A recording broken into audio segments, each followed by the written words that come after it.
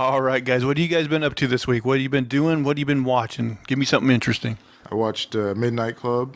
It was a new show on Netflix. I think it's based on like a Christopher Pike book. My sister said she read, I think, when she was younger, and she was really excited about this show, so we watched it together, and it's been good so far. It's kind of like a sad premise though. Like it's about a bunch of teenagers who are in a hospice, but there's like creepy stuff going on around in that hospice, and at midnight they all get together and tell scary stories, and It's like we're dying, but at least there's something spooky going on. yeah, it's not creepy There's a enough. killer coming to kill.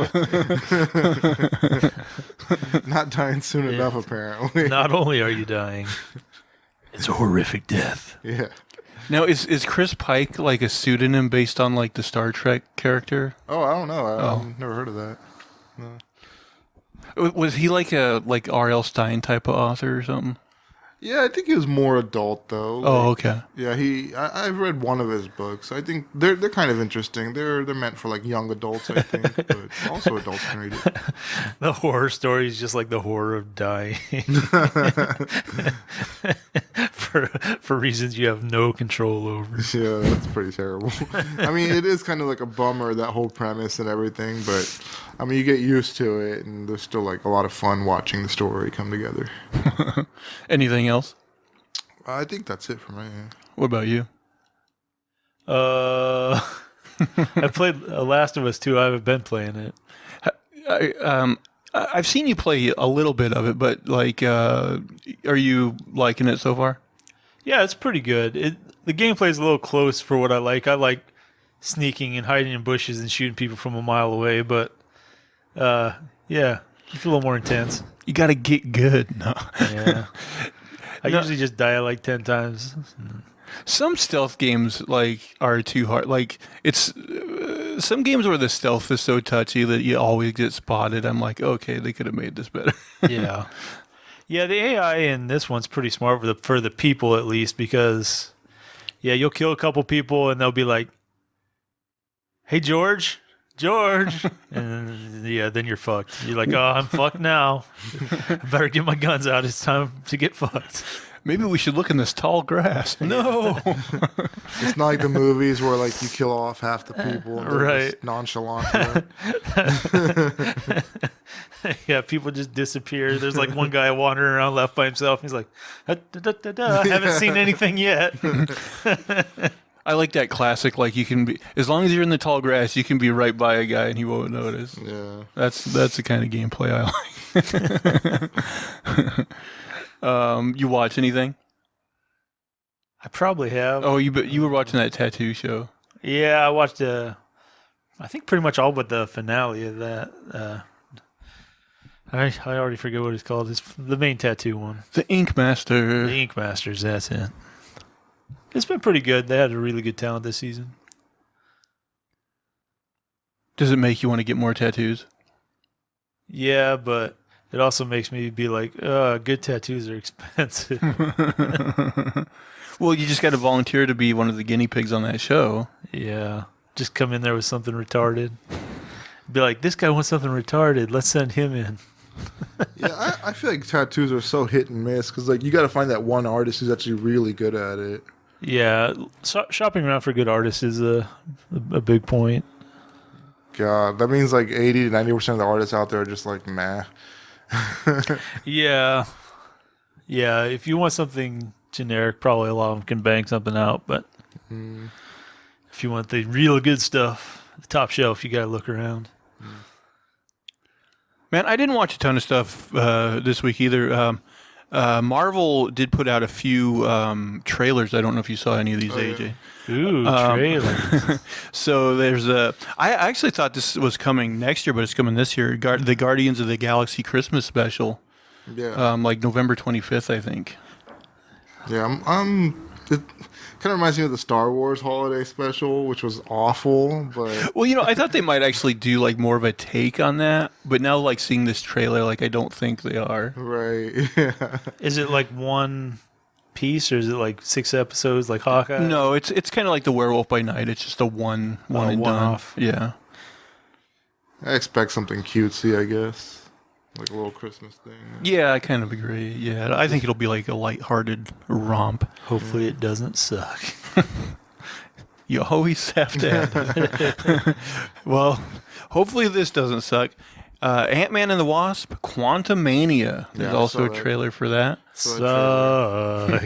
Actually, that's the only thing that excites me right now, Kang, because like everything else right now that's this phase has been kind of meh, and I'm hoping he like ties everything together. Well, they are going to use him in several things, and he's going to be like, it's seemingly the big bad of one of those Avengers movies they got coming up. And I would assume they're probably going to use him in Loki season 2 as well, since he was in the first season. Yeah, so I mean, I guess we're gonna see a whole lot of Kang in this phase. Whole lot of Kang. I'm okay with that. Yeah. I mean, the trailer looked decent. I mean, the Ant-Man movies aren't my favorite part of the MCU. Right, yeah. Like the first one I thought was good. The second one was fine, but a bit bland. But neither of them are knock your socks off type Yeah. movies. They're just fine. I think they're trying to make Ant-Man relevant by putting the big baddie in his film right now, at the beginning, This might help sell tickets Yeah. to an Ant-Man movie. Yeah, I think they're trying to lift up that franchise. Otherwise, I don't see the point of putting Kang with Ant-Man. He's just so underwhelming of a hero. It does seem like a weird combo. Yeah. But also the thing I thought was weird. Okay, so this quantum realm, isn't it basically they go down all small? To me, it would be like Honey, I Shrunk the Kids type of thing. But it's almost like they go down this quantum realm, and it's like this whole other universe basically. But to me, it's to me it would be so big that it the chances of Michelle Pfeiffer stumbling upon the people she apparently met down there the first time would be a small chance, but Yeah, it's one guy running the quantum realm, I guess. yeah. He's like, whoa, somebody entered it. Yeah, it just seems like if it's this microscopic area or what, it would just go on forever seemingly, Yeah. our space, Yeah, I mean, that's kind of what I expected it to be, another infinitely, small but huge at the same time. Right. Place. Yeah. They show in the trailer, and we'll get into it, but where Hope, as soon as they're sending a signal to the realm, she's like, turn it off, as if, there's somebody who's in the realm just always monitoring. Right. It did seem kind of strange to me. I don't know. Yeah, but their whole family just gets sucked in there. Yeah, immediately. Yeah. That guy was there waiting for them. You're right. Yeah, I guess we'll have to wait and see the movie, but it does seem they turn this on and immediately they're sucked in there. I think that movie comes out in February, so getting quite a few Marvel movies coming up. I don't have much to say. I mean, each week I've been watching the newest episode of Andor. It continues to be good. I haven't had an episode yet that I didn't like, so definitely check that out. Now it is the holiday season, so I decided to watch a spooky movie, and I wanted to watch one that I hadn't watched yet, and I gotta say, pretty terrifying. I watched the Don Knotts classic, The Ghost and Mr. Chicken. You guys ever watch this bad boy? Didn't sound very horrifying. It's basically a horror comedy, I guess. Right. Yeah, it's probably nothing I would ever watch again, but it was fine. They did have this one bit that was actually kind of funny. Where his character's name is Luther, and in many scenes, there's just this off-camera guy that goes, "Attaboy, Luther," and they just keep going back to that and using it over and over again, and a couple times, and you're like, "This seems like a dumb joke," but then they use it enough to where it becomes ridiculous, and you're like, "Okay, you won me back."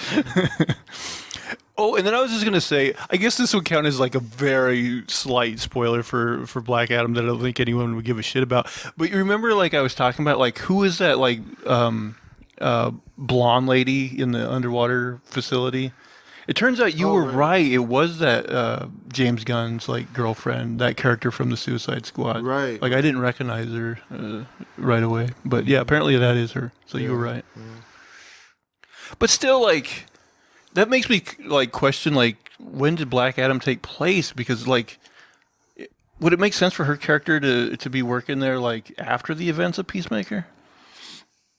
I don't remember how she ended off Peacemaker. Like if she was disgruntled or if she was like happy with the team or what. I was thinking she was like happy with the team, but I don't know. Too much. You consume so much stuff that it's like, I remember I liked Peacemaker, but now I'm like I don't remember. Yeah. You know, you forget things. I'll know? need that season 1 recap. Yeah. That is helpful when you start a new season and they're like last time on blah blah blah. You do kind of need that these days. For sure. Especially even with weekly shows now. Like Yeah. you can forget everything.